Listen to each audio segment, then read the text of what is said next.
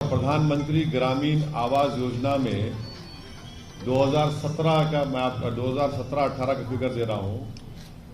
कितने घर दिए मुसलमानों को? आपने 10 दिए। पूरे उत्तर प्रदेश को आए कितने? 6 लाख के ऊपर। एमएसडीपी का प्रोग्राम है जिसमें 1600 करोड़ आए उत्तर प्रदेश को माइनॉरिटीज के लिए, जिसमें से आपने सिर्फ 16 करोड़ खर्चा किए। झूठ पे झूठ इनकी, तो ये झूठ है इनका। और फिर जो एनकाउंटर हुए, अगर एक आलाजाद का लड़का गलती से एनकाउंटर हो गया लखनऊ में तो पूरे पुलिस वालों को सस्पेंड कर दिया आपने। तो ये इनकी एक आदत बनी हुई है झूठ बोलने की, और ये समझते हैं कि इस तरह से बोलकर वो अपनी गिरती हुई साख को उठा पाएंगे। मगर उत्तर प्रदेश की जनता देख रही है उनको, कैसे वो देख नहीं पाए कोविड के सेकेंड वेव में, जब गंगा के ऊपर लाशें तीर रही थी, ऑक्सीजन के लिए लोग तड़प तड़प कर मर गए, दवाएं इंजेक्शन नहीं मिल रहा था, रेमडेसिविर नहीं मिल रहा था, टोसिलमेज़ोब नहीं मिल रहा था, दफनाने के लिए जलाने के लिए लकड़ी नहीं, तो नदी के किनारे लाशों को जलाए तो कुत्ते लोच कर खा रहे, वो भी दुनिया की आंखों ने देखा। तो इस पर इनकी कोई तवज्जो नहीं है। जिस तरह 17 में कब्रस्तान शमशान की बात शुरू हुई थी, अब इस तरह से दोबारा कर रहे हैं। उन्होंने कहा कि सबका साथ सबके विकास के तो मैंने आपको पूरा डेटा दे दिया, तो उसमें आपके दूसरे सवाल का भी जवाब है। भाजपा के विधायक पश्चिमी और पूर्वी यूपी में डिफरेंशिएट करते हुए योगी आदित्यनाथ ने सोमवार को एक बयान दिया जिसमें उन्होंने कहा कि पश्चिमी यूपी में ना तो लड़कियां सुरक्षित थी, ना ही भैंस और मैडम एक बात सुनिए, क्या एक सांस में आप लड़की को और भैंस को बोलेंगे?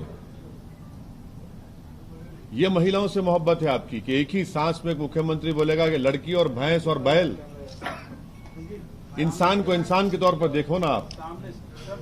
ये इनकी मानसिकता है, इनका माइंडसेट है, ये इनका माइंडसेट है। पीछे से सवाल पूछो। माइक छोड़िए, हमारी आवाज अच्छी है। तो ये क्या है, एक ही सांस में कह रहे हैं महिला और बैल और भैंस? क्या बात है ये? एक मुख्यमंत्री रहकर आपको इस तरह की जबान इस्तेमाल करेंगे आप?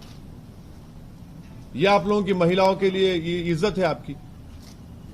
बिल्कुल गलत है। हम इनके इस तरह के बयान को बिल्कुल हम कंडेम करते हैं। हरिभूषण बचौल हैं जो बीजेपी के विधायक हैं, कहाँ के? कहते हैं कि आप जिन्ना का दूसरा रूप हैं। कहाँ के हैं वो? बिहार के हैं, मधुबनी से हैं, बिस्मिल जिले के विधायक। अच्छा, अब वो अडवाणी जाकर क्या लिखे थे जिन्ना की खबर पे? असदुद्दीन ओवैसी का नाम लिख कर आए थे। क्या लिखे थे जिन्ना की खबर पर जाकर? पढ़ के सुनाए आपको हम। उनको, ये लोग जाहिल लोग हैं, पढ़ते नहीं है। अडवाणी ने जाकर जिन्ना की तारीफ कर दी। हम यहां पर हैं तो जिन्ना के पैगाम को रिजेक्ट किए, टू नेशन थियरी को रिजेक्ट किए, तो यहां पर हैं।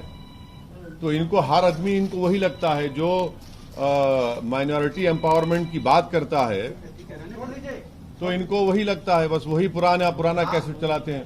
आपको उन्होंने कहा कि आप तालिबानी सोच के हैं और आपको अफगानिस्तान चला जाना चाहिए।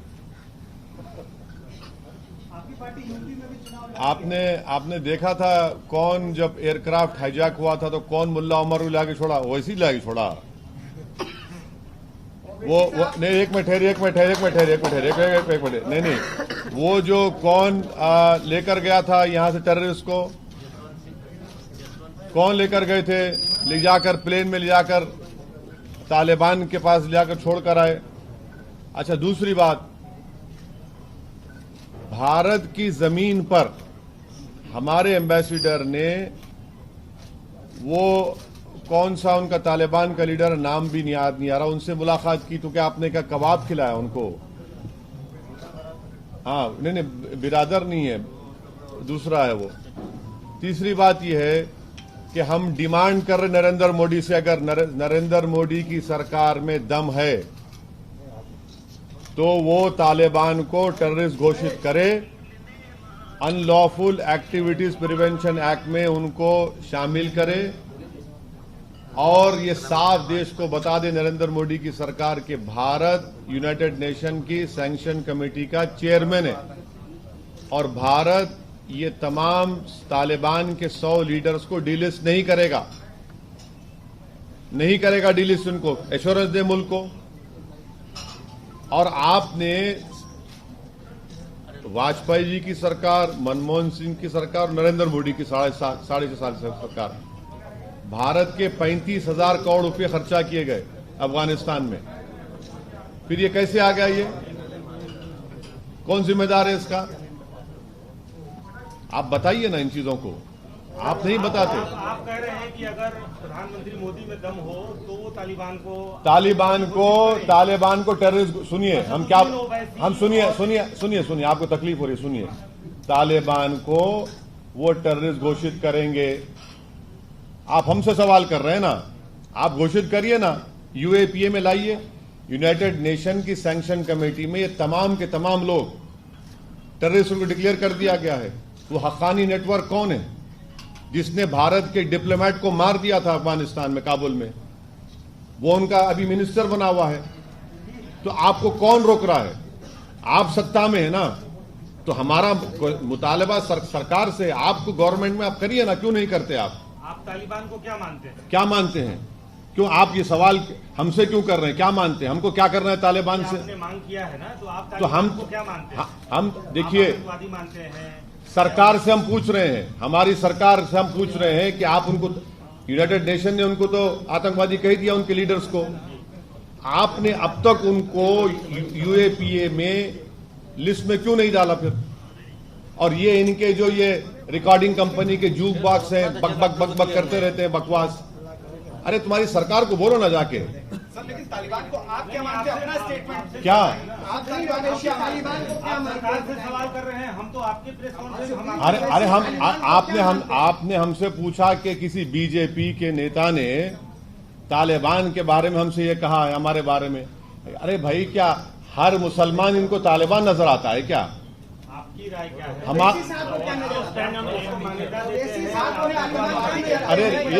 अरे आप लोग इस तरह से जर्नलिस्ट लिंचिंग नहीं करते, सवालात करिए, एक के बाद एक करिए। हम बैठे हैं ना, भाग कहाँ रहे हैं? सवाल एक ही है, सबका सवाल एक ही है।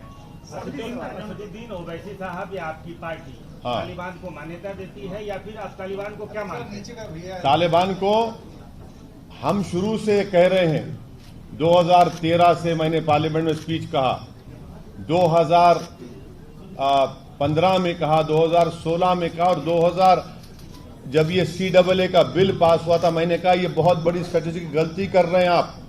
तालिबान आएगा, आप इसको CAA के कानून को आप रिलीजियस न्यूट्रल बनाइए। और बनाने क्या स्पीच सुनिए जाके पार्लियामेंट में हमारी। हमने कहा कि कल आपको ताजिक को, हजारा को, उज्बेक को, तुर्कमेन को आप भारत में सिटीजनशिप दे पाएंगे? अफगानिस्तान में आ रहे हैं वो लोग। आपने अपना स्ट्रेटेजिक बहुत बड़ा ब्लंडर कर दिया वहां पर। ये आपने क्या? अरे ये देखिए, तालिबान से असदुद्दीन ओवैसी को क्या करना है? क्या करना है हमको? आपके दिमाग में बात आती भी क्यों है? आप क्यों शक करते हैं हम पर? इस तरह का सवाल करना आपका शक नहीं, आपका शक करना है नहीं, बिल्कुल शक करना है आपका, बिल्कुल। मैं एक सुनिए, कोई नजरिया, हमारा नजरिया संविधान, हमारा नजरिया पूछा जा रहा है। अरे नजरिया संविधान का है हमारा, भारत का संविधान के ऊपर हम वोट लिए हैं। बोल रहे हैं आपको संविधान से मतलब ही नहीं है। ये बताइए कि हमको क्या नहीं, हमको मुल्क से, भारत से मतलब, हमको दूसरे पड़ोसी से क्या मतलब? हमको नजरिया क्या नजरिया? कौन सा नजरिया? हमारा नजरिया संविधान का है, हमारा नजरिया कॉन्स्टिट्यूशन का है। संविधान के नजरिए से आप क्या मानते हैं? इसी संविधान के नजरिए से सरकार को तय करना है। इसी, सुनिए आपने अच्छा सा, इसी संविधान के नजरिए से भारत सरकार को तय करना है कि वो टेररिस्ट ऑर्गेनाइजेशन में शामिल करेंगे नहीं करेंगे। और ये संविधान के नजरिए से हमको पूरा हासिल है कि हम अपने मजहब पर चले, हम भारत के शहरी हैं। ये हर चीज दुनिया में संविधान वो हो रहा है, हम तो क्यों पूछ रहे हैं आपको?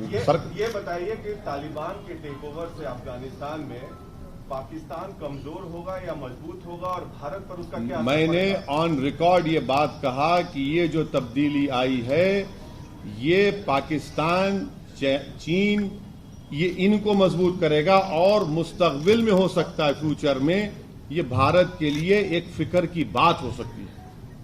ये मेरा ऑन रिकॉर्ड मैं कह चुका हूं, ऑन रिकॉर्ड इस बात को कह चुका हूं। और उसके बावजूद भी हमारा एम्बेसडर उनसे मिलता है, हम मिलते हैं उनसे। और जो लोग भारत की एम्बेसी में काम करे थे अफगानी, उनको क्या लाए हमने? छोड़ दिया हमने उनको वहां पर, छोड़ दिया हमने उनको वहां पर। 4-4 हमारे कॉन्सुलेट थे, एक एम्बेसी हमारी थी वहां पर। हर साल 900 अफगानी को 800 अफगानी को हम लाकर यहां पढ़ाते थे भारत में। 16,000 अफगानियों को हमने तालीम दिलाई, पढ़ाया, लिखाया, काबिल बनाया। अब क्या पोजीशन है हमारा बताइए वहां पर? हमने छाबार पोर्ट को डेवलप किया ईरान से ट्रेड करने के लिए। यही तो हम जानना चाह रहे हैं ना। और ये बातें पूरी हमने ऑल पार्टी मीटिंग में भी कही थी। पूछ लीजिए अब भारत सरकार से, ये सवालात हमने उठाए वहां पर। बोलिए क्या करेंगे आप? क्या आप इनको टेररिस्ट लिस्ट में डालेंगे? क्या आप इनको यूएन सैंक्शन कमेटी में आप डिलिस्ट करेंगे या टेररिस्ट रखेंगे? और रखते हैं तो फिर क्या आप यूएपीए में उनको शामिल करेंगे? और अगर नहीं करते तो अपने बीजेपी के लोग जो बकवास कर रहे हैं उनको रुकाइए। यहां पर यह सवाल उठता है ना, तो सरकार से हर आदमी जाके बोल रहा है, जो इनके खिलाफ है उसको खड़े होकर शुरू हो जाते हैं। सर, आपकी पार्टी के नेता बिहार में फिलिस्तीन और इजराइल पे बयान दे सकते हैं, और आप राष्ट्रीय नेता हैं, आप कह रहे हैं कि हमको सुनिए, अफगानिस्तान के मसाइल से कोई मुकाबला नहीं। आपने कभी पढ़ा महात्मा गांधी ने क्या कहा फलस्तीन के बारे में? आपने पढ़ा कभी? नहीं, सुनिए। अच्छा, अरे जवाब, अरे भाई आपको इतना दर्द क्यों रहा है पेट में? सुन तो लीजिए ना। सवाल आपका बहस करना चाहे तो आ जाइए, डिबेट कर लेते हैं। आप जर्नलिस्ट से सवाल किए ना, जवाब सुनिए। नेताओं को पेट में दर्द ना, हमको नहीं होता है, हमको नहीं होता है, हमको नहीं होता। हम बहुत मोटी चमड़ी के हैं, आपको होता है। सुनिए, सवाल करिए, जवाब भी सुनिए। नेताओं का काम जवाब देना है और आपका काम सुनना है, पत्रकारों का। बहस से करना नहीं है। यूनाइटेड नेशन के रेजोल्यूशन है फलस्तीन के ऊपर कि इजराइल काबिज है, वहां पर है ही नहीं है। यूनाइटेड नेशन के भारत हमेशा से फलस्तीन को तायद किया नहीं किया, इसमें उसमें फर्क है ही नहीं है। हमने तायद की फलस्तीन की, हमेशा हमारा मौक़िफ़ रहा कि फलस्तीन का एक आजाद मुल्क बनना चाहिए। मस्जिद अक्सा बैतुल मुक़द्दस वहां पर है, इसका एक हिस्टोरिकल है, आप देखते नहीं आप लोग। प्रधानमंत्री नरेंद्र मोदी और योगी महेंद्र प्रताप यूनिवर्सिटी और अलीगढ़ में डिफेंस कॉरिडोर की शुरुआत कर रहे हैं। महेंद्र प्रताप के बारे में ये कहा गया कि एएमयू में उन्होंने बहुत जमीन दान दी थी, लेकिन कभी उनका कोई जिक्र नहीं किया गया। ठीक है, एएमयू के आसपास ये बन रहा है, तो इसको आप कैसे देखते हैं? नहीं, गलत बात है। महेंद्र प्रताप साहब का तस्वीर भी है, उनकी इज्जत की निगाहों से वहां पे देखा जाता है और उनकी बड़ी कदर की जाती है। वो तो उस जमाने में मुस्लिम उलेमाओं के साथ जाकर एक हुकूमत भी बनाए थे, तो ये बात गलत है। उनकी बड़ी इज्जत की जाती है, कोई बात नहीं है। आप लोग चुनाव लड़ रहे हैं, यूपी में तय हो गया किसके साथ स्ट्रेटेजी करेंगे? हाँ, चुनाव तो लड़ेंगे ना, बिल्कुल लड़ेंगे। कितनी सीटों पे 100 वाली बात है? हम तो 100, हमारे शौकत साहब सदर ने कहा कि 100 सीटों पर हम लोग तैयारी करें लड़ने की। मुख्तार साहब को भी टिकट दिया गया है, टिकट मिलेगा उनको? नहीं मालूम, अभी तो मुझे नहीं मालूम, उस बारे में तो नहीं मालूम। आपकी पार्टी के किसी नेता ने कहा कि उनको हाँ, हमने ये कहा कि अगर उनको टिकट हम देने तैयार हैं। अब उनसे बातचीत नहीं हुई हमारी। बाहुबलियों को आपकी पार्टी जगह दे रही है, ऐसा आरोप लगेगा आप पे? प्रज्ञा ठाकुर दूध की दुली भी है, क्या बात है? 37% एमएलए बीजेपी के, इनके क्रिमिनल चार्जेस हैं यूपी में। हाँ, जेडीयू में जितने एमपी हैं, कितनों पर केस है बताइए? ये सब क्या है? लोकप्रिय नेता है पूरे ये। आप भी उसी धारा में चलेंगे ना? अरे जब आपके लिए अच्छा है तो मेरे लिए भी अच्छा होना चाहिए ना। है हाँ, वोट दाग अच्छे हैं। हाँ, नहीं, दाग आपको हमारे नजर आते ना, दूसरों के दाग आपको दूध की तरह नजर नहीं आते। आपको तो वो तो आपको दिखता है कि वो जख्म है, नजर आता है वो। आपको फ्रीडम फाइटर नजर आते होंगे। हाँ, अतीक अहमद साहब नहीं, आपको प्रज्ञा, आपको फ्रीडम फाइटर नजर आती होगी ना? नहीं, आपको नजर आती होगी। नहीं, ये गलत बात है। उनके ऊपर चार्जेस हैं, कोर्ट ने प्रूव नहीं किया उसको, और इलेक्शन कमीशन उनको इजाजत देता लड़ने की। अगर आप फ्रीडम फाइटर की बात करें तो फिर चलिए, सबकी बात करिए, कौन रोक रहा है आपको? अतीक अहमद फ्रीडम फाइटर है। अतीक अहमद भारत के शहरी हैं और लीगली वो इलेक्शन लड़ सकते हैं, उन पर क्रिमिनल केसेस हैं। और अभी तक वो इलेक्शन लड़ सकते हैं, लड़ेंगे, क्यों बात है? आप लड़ा रहे हो? बिल्कुल लड़ाएंगे। मुख्तार भी आ रहे हैं। नहीं, वो बात अभी नहीं, जब होंगी बताएंगे आप।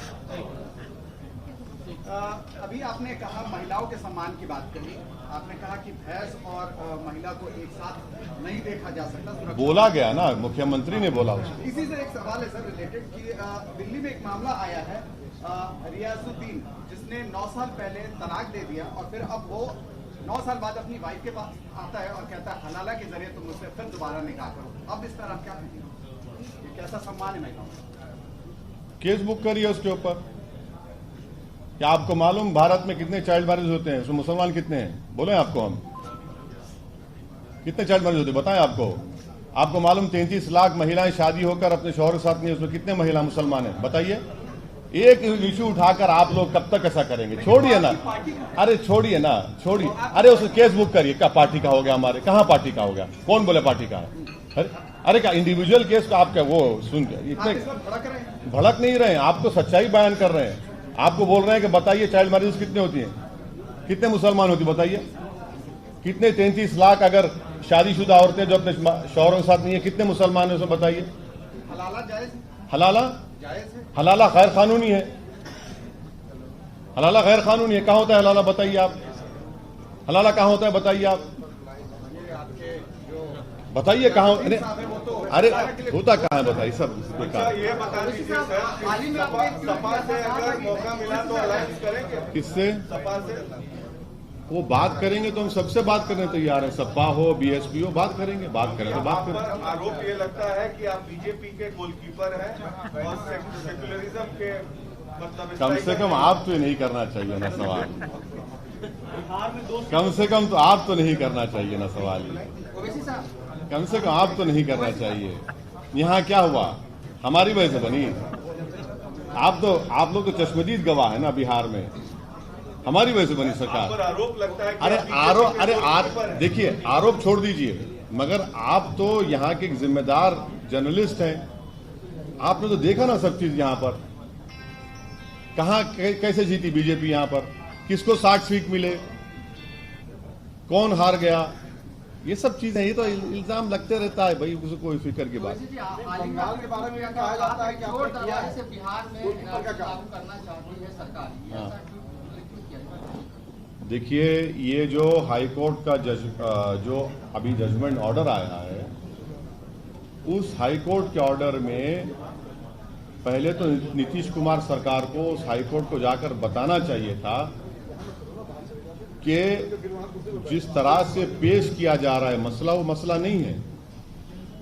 कितने 38 फॉरेनर्स हैं यहाँ पर बिहार में, पूरे के पूरे नेपाल के हैं।